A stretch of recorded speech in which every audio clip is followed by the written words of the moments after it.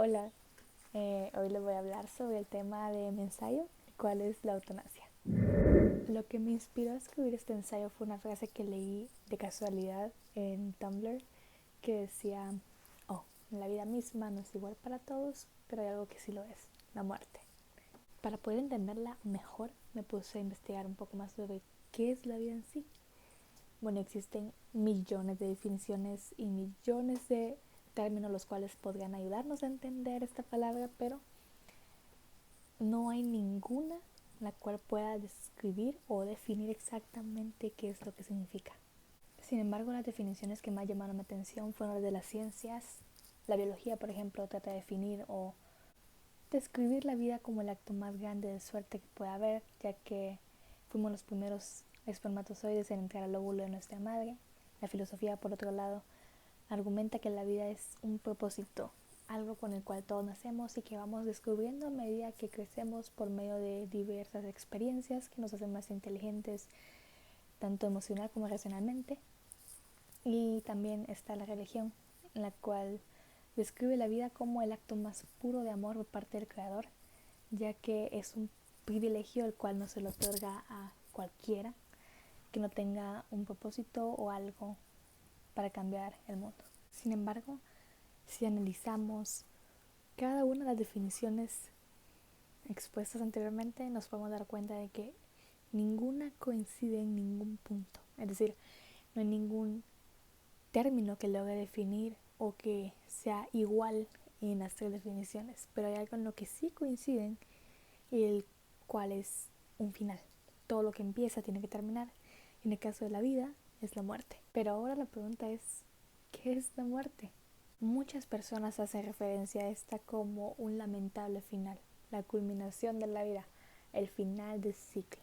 Pero para evitar abrumarnos con tantas definiciones, podemos describir la muerte o dividirla en dos partes, la cual es la muerte emocional y la muerte física, ambas explícitamente relacionadas entre sí.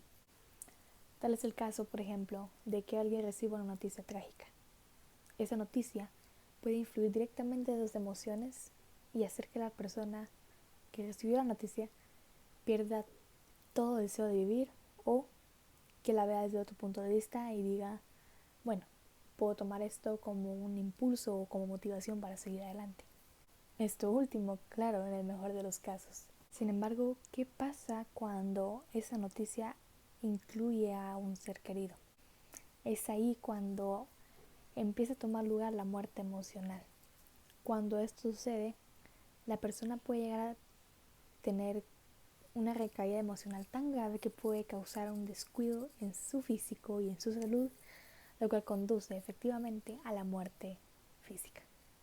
Tal es el caso de millones de personas que diariamente son diagnosticadas con enfermedades terminales, las cuales tienen un motivo de alivio, el cual es que pueden ser sometidas a un tratamiento, el cual no va a salvarle la vida, pero que sin embargo va a alargar un poco más el hecho de muerte. Sin embargo, este tratamiento no solamente influye en la vida del paciente, también tiene repercusiones en la vida de sus allegados e incluso en su situación económica. Muchas personas ven este tipo de tratamiento como una opción viable para aquellas personas que padecen de enfermedades terminales, como una oportunidad de disfrutar un poco más de tiempo con aquellas personas a las que se aman o incluso de disfrutar los últimos días, meses, años o semanas que le quedan a este paciente por vivir.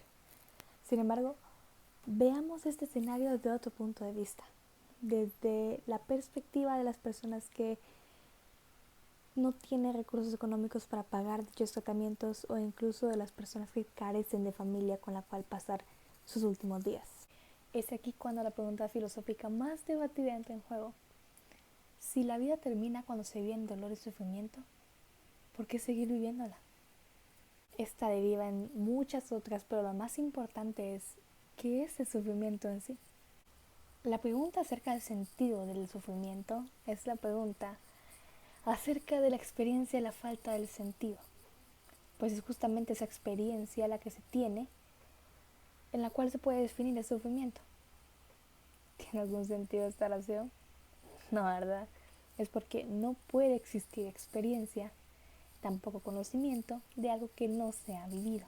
Si analizamos esta oración de una forma más profunda, podemos llegar a la conclusión de que no se puede opinar, mucho menos juzgar a alguien debido a una situación porque no se tiene conocimiento de eso.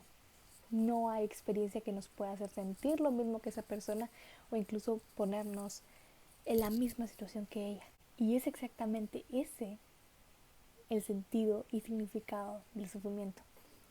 Todo aquello indescriptible, aquello contra lo cual no se puede luchar o incluso predecir. Esa es su esencia, lo desconocido. Y todo aquel que diga que tiene una cura contra el sufrimiento, miente. No hay forma de curar el sufrimiento. No se pregunta cómo curarlo, solamente qué tanto tiempo lleva para aprender a sobrellevarlo o incluso llegar a un límite. Pero el verdadero problema es que el sufrimiento es algo distinto al dolor físico. El temor por sentir dolor es incluso peor que el dolor mismo. Lo mismo sucede con la muerte. El temor por la muerte no es miedo a estar muerto, es todo lo contrario. Es saber que está próxima y que no hay nada que pueda evitar el sufrimiento que ésta te causará. Y no hay nada que pueda evitar el sufrimiento de saber que tu muerte está próxima y que te queda cada vez menos por vivir. Y que ese tiempo lo vivirás en agonía y en incertidumbre por saber cómo serán tus últimos momentos. Es esa agonía la que se vuelve dolor físico, la cual tiene un sistema o un principio puramente biológico, el cual es estimular una actividad en el cuerpo.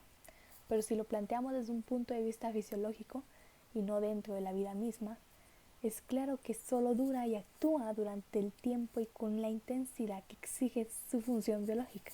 Ahora, si pudiésemos contextualizar este concepto, este pensamiento, sería como definir el dolor de una persona con una enfermedad terminal.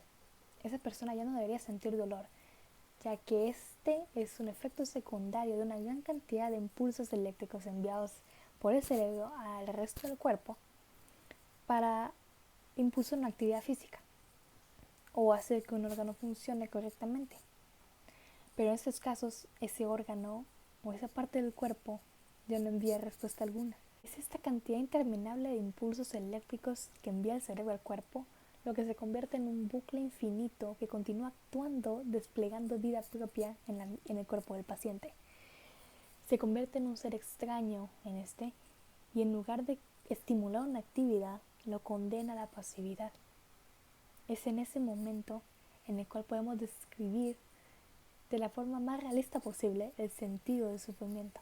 Es en ese preciso momento en el cual el sufrimiento pesa más que la vida misma. Es ahí cuando la vida se acaba, porque se vive en constante agonía y se acepta el destino de la vida cuando ya no se considera como algo que valga la pena seguir sufriendo en este caso.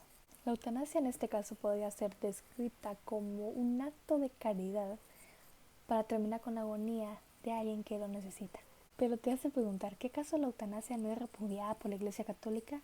Pues la respuesta es sí. Por un lado está el suicidio asistido, el cual es causar la muerte a un paciente requiriendo la asistencia de un médico y de suplementos de origen médico como medicamentos u otras herramientas las cuales puedan facilitar la muerte del paciente. Mientras que por el otro lado tenemos la eutanasia, en la cual la muerte legal e indolora de un paciente que sufre una enfermedad terminal, el cual requiere del acompañamiento y seguimiento de un médico especializado en este tipo de procedimiento, que son dos cosas totalmente diferentes.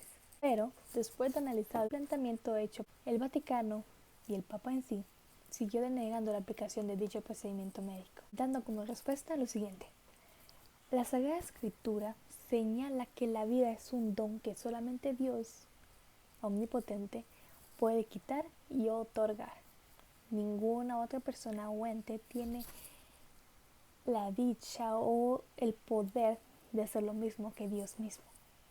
Podríamos analizar, si Dios es un ser de amor y no de venganza, ¿por qué buscaría castigar a sus hijos de una forma tan dolorosa como una enfermedad terminal? No hay respuesta que pueda contestar dicha cuestionante. Sin embargo, lo único que sabemos es que la Iglesia Católica está lejos de legalizar dicho procedimiento médico. Ahora bien, ¿qué ocurre con el ente médico, o doctor en este caso, que forma parte de la aplicación de la eutanasia? ¿Está acabando con la vida de alguien más? ¿Cómo lo ve la ley? Pues bien, la eutanasia es una medida la cual es aprobada por el Código Penal siempre y cuando existe un respaldo y una constancia de que el paciente solicita su muerte de forma inequívoca y clara. Después de los argumentos expuestos, considero que la legalidad de la eutanasia debería ser extendida a todos aquellos países que aún no cuentan con la aplicación de dicha medida. Nadie debería vivir sumiso en el sufrimiento y la agonía, sin importar qué tan larga o corta su vida sea. Somos libres de decidir sobre nuestras vidas y cómo queremos vivirlas. Gracias.